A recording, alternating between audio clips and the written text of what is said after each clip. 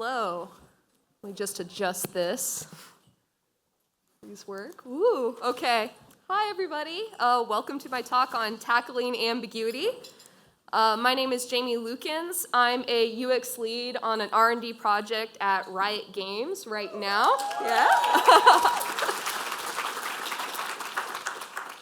What you see here is every studio I've ever worked on, and in parentheses are how many R&D projects I did for each of those studios. So as you can see, I have a lot of experience in highly ambiguous design spaces.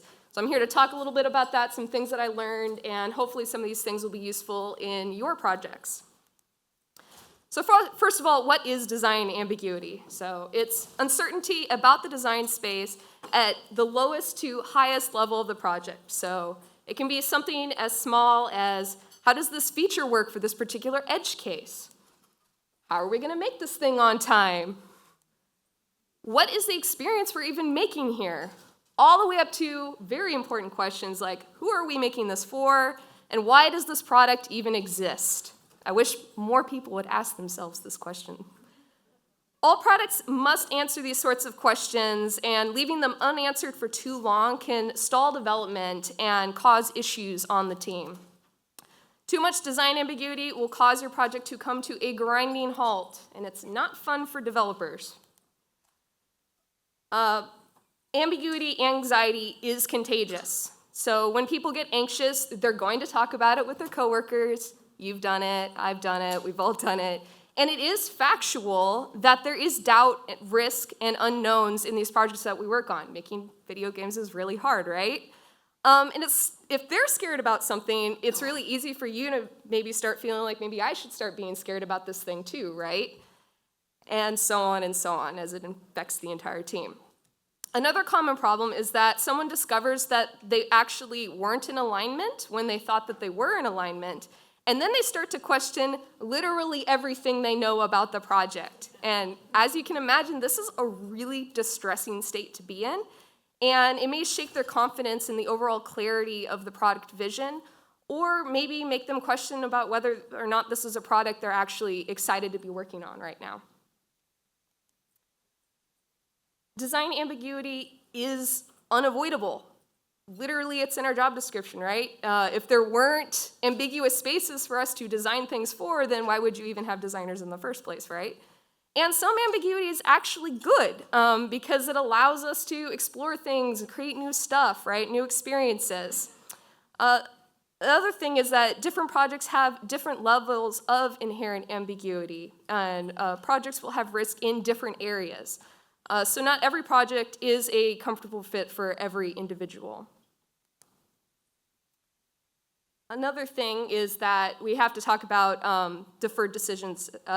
We can't answer every question all at the same time when we're facing a highly ambiguous space.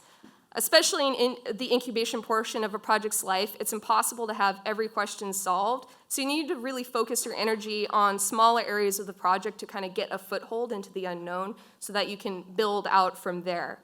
Which leads me to the fact that many questions can't be answered until other decisions have been made. I can't tell you if your project needs a chat functionality if I don't know whether or not it's a multiplayer game to begin with, right?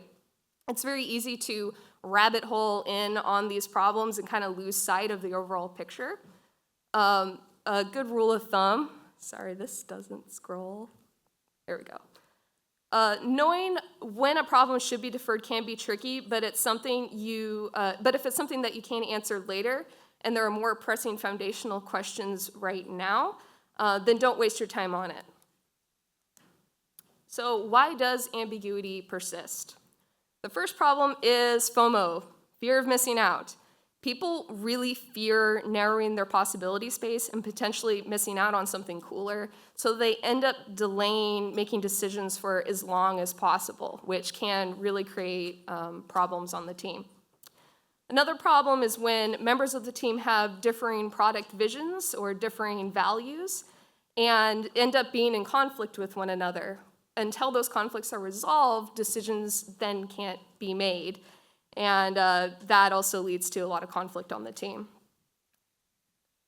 The third problem is that leaders may want to avoid seeming like a dictator, which is important. We don't want them to be dictators, and will avoid addressing ambiguity in order to allow others to address it. Some of this is good. Some of this, obviously we ourselves as ICs want to have the ability to have an impact on a project. But too much of this can lead to conflicts and interpersonal problems and can make the team ultimately unhappy. I'm going to dig into this a little bit more. One of the reasons leaders may try to avoid actually making design decisions is because of something I call confirmation bias, where problems will be encountered. So if I make a decision, we will eventually have issues trying to implement that decision. And people who are skeptical of the decision in the first place might jump on those problems as evidence that that was a poor decision. This happens continually over and over again. People might start to shy away from being the one to declare, we should try this thing, because they have a history of experiencing that confirmation bias. Obviously, some retrospective is important when we're making decisions to ensure that it's being made with all the available knowledge and we're making the best decisions we can. But it's impossible to be 100% certain of any decision, so some degree of risk must always be accepted. If a decision maker is blamed for all these problems, they're going to be more leery in the future, which could lead them to passing the buck or overly agonizing about choices, which isn't fun. So, obviously this is a big problem. I've talked about that at length. How do we overcome these problems? I'd like to introduce the concept of ambiguity tolerance. So ambiguity equals risk, and different people have different comfort levels with risk or ambiguity. Knowing how much ambiguity is right for each person takes time, empathy, and a little bit of bravery on their part and your part to allow that person a space to fail. We need to pay attention and notice when people are overly stressed out, and notice when people might be spinning their wheels on a task. Ask them how they're doing and if there's anything you can do to help. Want to encourage others to take risks and cultivate resilience to failure.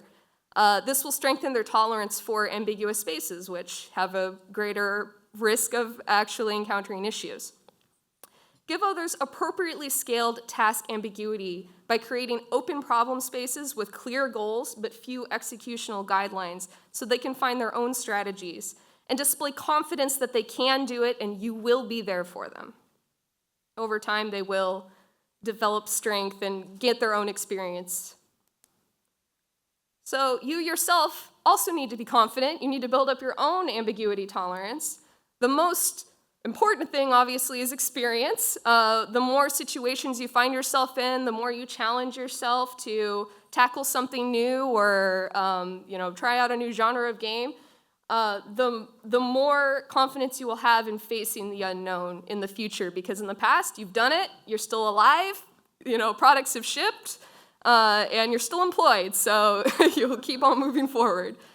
It's really important, though, to be in a safe, supporting environment that accepts quote-unquote failure. Many times on a project, we're going to run into situations where things don't work out the way that we expect, and we need to accept that as a part of the process of finding the right design solution. We need to embrace the unknown and actually look at it as an opportunity to learn something new. If you don't know about something, look at it, this is a chance for me to learn on the job. How exciting. Normally you have to pay people for that, right? We can always return to the player as our guiding light by using the UX process. Luckily, it's very structured, it's very helpful in early parts of a project to help you define your audience and understand your market and look at data. So just follow the UX process. I've found in the past, I've worked with teams that are a little resistant to working with the UX process. The secret is you don't need to tell them it's the UX process. You could just say, hey, let's do this fun thing, and they'll have a fun time, I promise. The other thing is we want to build a best guess as soon as possible and test it out with users. Many people who have spoken before me have mentioned this, it's the UX way, right? We always want to test with actual users. And I like to use this to prevent wars of gut feelings is what I call it, where we're in meetings and we're spinning on a problem and one person says, I just really feel like this is just the worst idea ever, and someone's, I just really feel like this is the most brilliant idea I've ever come up with, and they're fighting back and forth about just how great or how bad it is without actually validating it. And you can really just nip it in the bud and go, all right, cool, this seems like a really great candidate for us to build something real quick and prototype it and actually try it out with users. And I have literally never had somebody like say, no, we should just go with what I say. They're always like, yeah, because they believe they're right. So if we test it out, then they're very confident that they will have the right answer, right?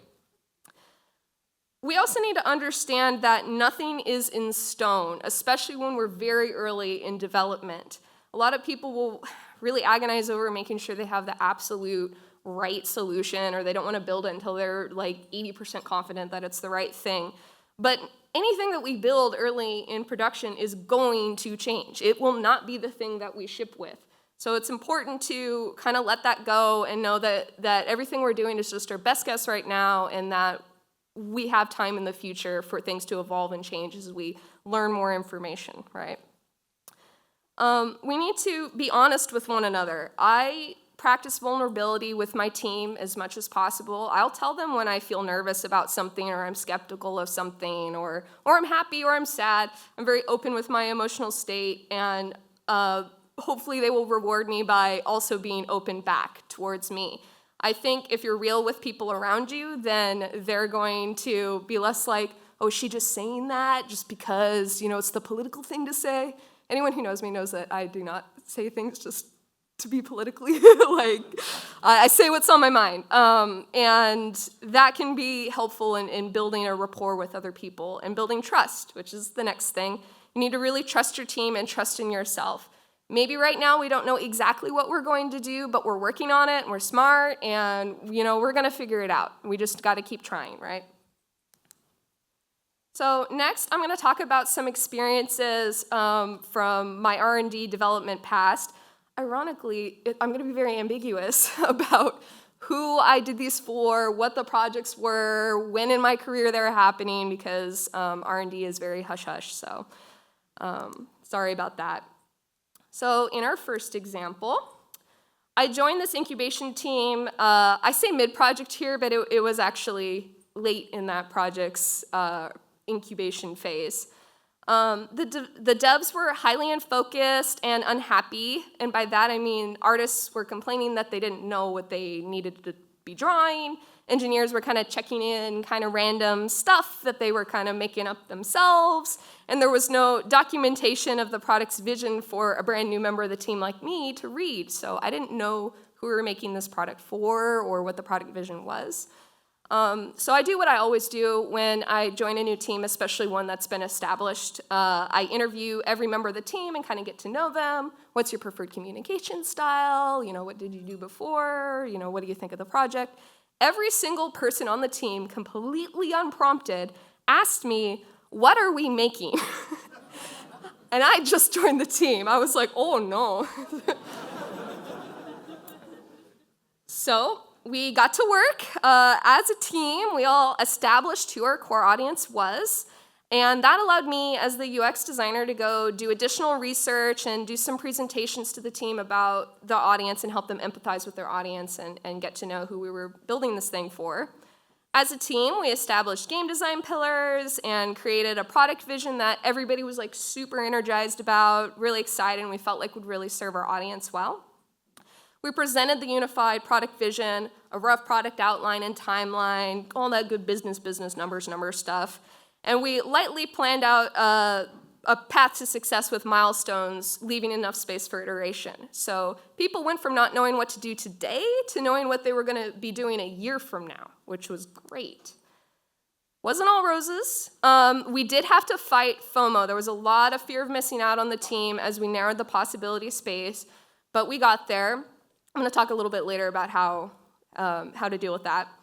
The team felt unified. We were working towards a common purpose. Individuals felt more capable of working autonomously. The team was excited. Morale improved. There'd been some rocky relationships on the team that had even started to heal. They started talking to each other again.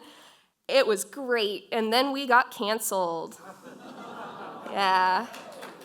R&D, everyone. So some of my conclusions from this experience, because it was a really positive experience.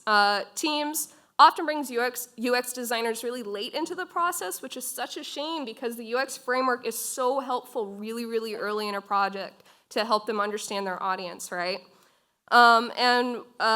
Without the help of UX design, they ended up kind of making what they thought was cool, and yeah, that's where they got where they were at. Teams are resistant to, quote unquote, going back to the start because they are likely already feeling pretty anxious about time pressure. And in this particular case, they were not wrong, I suppose. But you need to be empathetic but firm. It's very important, as everyone here knows, to understand your product, understand your audience, and start from there and build from that strong foundation. Don't be afraid to try out different UX tools. So I found with this particular team, user journey maps was not popular, which was new to me, but they loved mind maps, very successful tool with them. So I just switched to mind maps, as data has no form, right? Some individuals will feel hurt as the design necessarily changes to match the new vision, but you gotta be patient and really help them understand why we're moving in this direction. And you really gotta give them some space to mourn. Like they're gonna feel sad about it. Like they're literally losing what they thought they were making, and giving them a week or two to mope about it it's okay. And a bonus conclusion is that sometimes it's too little too late for these R&D projects. It's the reality of R&D, right? Moving on to my second example. Pretty different situation. So I was on this team for a whole year, and I was on it from the beginning. Things were going great. We were starting to scale up. So we hired a new designer on the team, and we found out after we hired this person that they did not believe in the product vision. The new designer kept complaining about not understanding fundamental parts of the design and kept pitching new solutions for problems we had already settled 6 months previously. Doubt spread on the team, and because remember, doubt is highly contagious. And there's also a problem where it's easy for people to get really bored with a design if they've lived with it for a while, and so if you show them a new shiny thing, they may become interested in it and distracted by it. I also find that people who dedicate their lives to R&D tend to be even more naturally open-minded and curious and want to explore every new possibility put before them. And so if you're constantly throwing new ideas at the team, then they're reevaluating everything over and over again. They're stuck, and they won't be moving forward. So things that we did, our creative lead did this amazing team values exercise, which was very effective in solidifying the team on what we valued and reminded everybody about what we had in common. This team was a highly visual team, unlike my last one I described, so I communicated in their preferred design language and spent a bunch of time creating wireframes of key parts of the design. We were not even close to ready for wireframes. It was all throwaway work, but it proved very effective in clearing up a lot of doubts that the team had, so I felt it was well worth my time to make those wireframes. We started including all members of the team, absolutely every single person on the team, in design sessions. They were optional, they could skip them if they wanted to, but allowed them to feel like they were part of the design process and kind of understand why we arrived at the decisions that we arrived at. We also, at the same time, were testing with our target audience, and we were able to bring up those test results to reaffirm why we had chosen that product vision in the first place and show that it was testing very well with our audience. So maybe we shouldn't change it. The results is that once the team regained confidence, the problem individual ended up leaving the team, and the team felt stronger forever having gone through that experience in the first place. The product vision and the team excitement was stronger than ever, and this one got greenlit. Yay! My conclusions, this was a big one for me. Diversity in thinking is awesome. We should always seek diversity in thinking. However, it needs to be backed up with shared values. And that was a problem. When we did that team values exercise, we found out that everybody on the team had really strong alignment on what they valued in the product. And this one person had very different values. And that's not to say that this person was a bad person, because they were not a bad human being at all. It just showed that this project was not a good fit for them. And that's okay. They would be more successful on a different project. Everyone has doubts during production, but sometimes there's a specific source. Talk to your team, develop a rapport so that they feel comfortable coming to you with those doubts. When they start hearing these things and start to worry themselves, they're willing to come to you and talk to you about their own feelings so that you can address them. And maybe they even have a point, so maybe you can be doing something better. Knowing our audience and tailoring our presentations to our fellow developers is extremely important. So we need to use those UX skills on our fellow devs. I try to remind people all the time, I remind my students all the time, UX of the team is just as important as UX of the player. So don't just turn off those skills because you're not working on the game, right?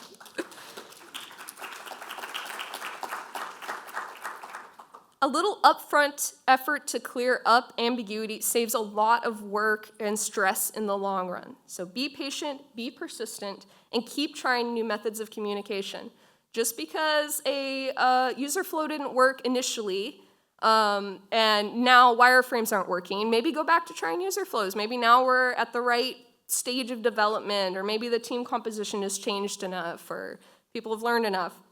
So keep trying different methods of communication and don't be discouraged. In summary, when is ambiguity bad? When people are feeling blocked, when people are feeling anxious, when it's causing interpersonal issues, like people are fighting, the team is not progressing towards a common goal. When is it good? So the team is excited because they have ownership over their individual design spaces, and you will know this because you will say, hey, this is kind of our goal, this is what we're going for, what do you think? Do you think you can work on this sprint? And they're like, oh my God, yeah, I've got like 5 ideas, I'm so excited. Like, you're good, that's the sweet spot, that's what you're looking for. You wanna be energizing your team with these possibility spaces, right?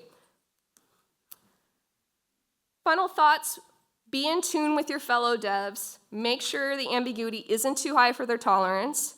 Be willing to try, fail, and try again, especially for someone who's interested in R&D. That's what you signed up for. And when in doubt, we turn back to our players. It's very easy to get lost in what's cool and what's new and what's this. Just turn back to your core audience. Thank you so much. Questions?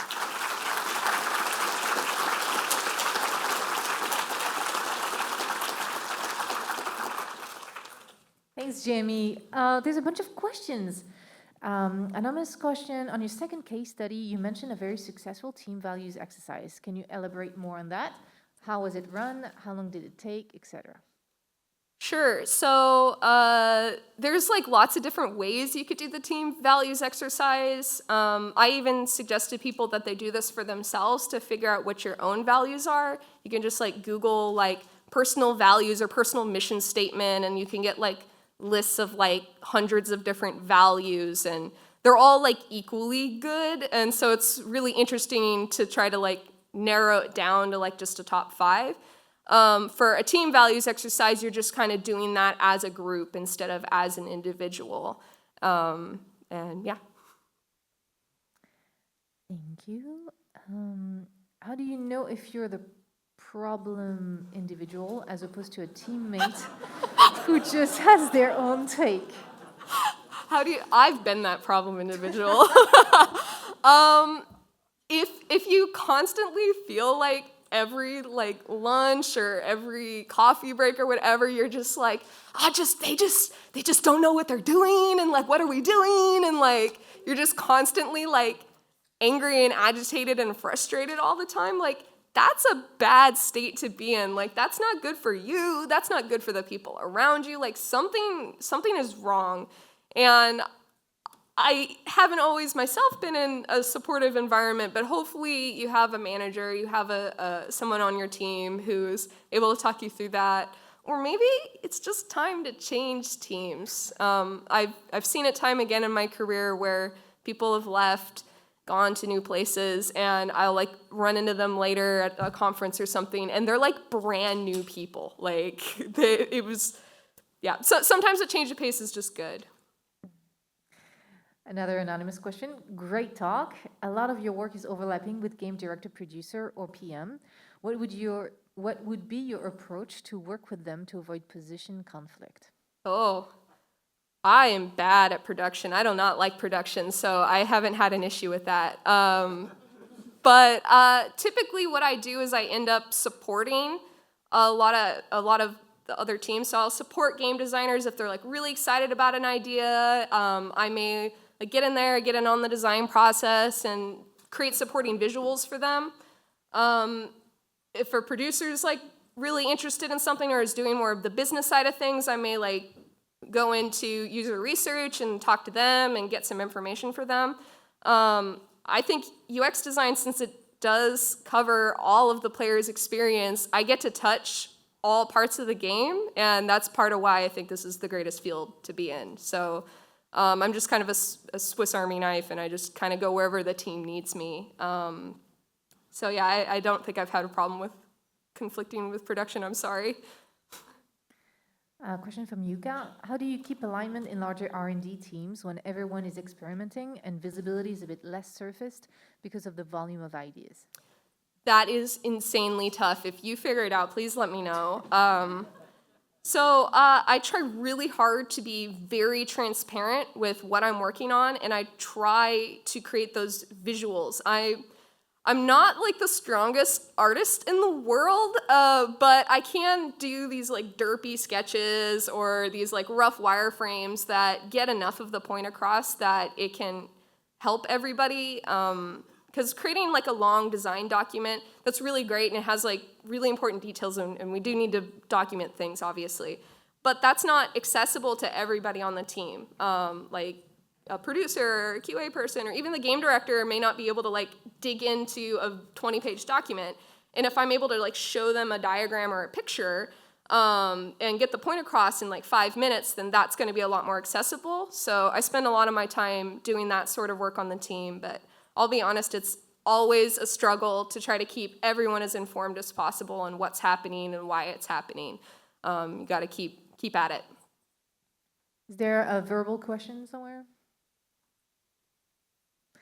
All right. Do you have advice? Yeah, I'm going to just ask the question here in the meantime. Do you have advice on working with a creative director as a new UI UX hire to include UX process in development and help defining a better vision of a product? What was the first part? Do you have advice on working with a creative director as a new UI UX hire to include UX process in development and help defining a better vision of a product? I've worked with lots of different creative directors who have different experience levels with UI UX. I've worked with people who are like, you're like the first one I've met. I've worked with people who are, I don't know what to do with you. People who are like, you just make the icons, right? And I've worked with directors who are like, I think UX is an integral part of the creative process, and I, needed you to be brought in as soon as possible, which is great. I find with people who are less experienced, it's just really important just to demonstrate my value as quickly as possible. You need to be really proactive, observe, be empathetic, see like, hey, people aren't really getting this thing in this meeting. What if I go do some research, dig into this, maybe make a visual for the next meeting to try to explain what the creative director is saying here? Maybe have a deep conversation with the creative director if I can't get a meeting time with them to kind of understand where they're coming from and then try to figure out how I can support them in that. And it is unfortunate to have to restart every time you join a new team, but yeah, you can't just come in and say, I'm valuable and you should just include me immediately, like they should, but you can't barge in and say that. I've tried it, it's not effective. You need to just demonstrate that you are helpful and useful. Thank you, and we're just going to take the last question and then we're going to go on break. Hi, Jamie. How are you? Hi. So I want to ask, like, when you join the project halfway through, you have to recommit people to a new vision, right? A new road. What do you think is the best way to sort of get the team together, or the best method to realign everybody get everybody committed to a new vision, even though they have feelings for the old one because they helped build the old one? Yes. First of all, you need to have them acknowledge that this isn't working and we're not changing things just to change things, right? So if everyone agrees this isn't working, yes, obviously it's not working, then everybody needs to be involved in the creation of the new direction and feel like they had a chance to have their say, they had a chance to influence it, and hopefully they see their influence in the final direction.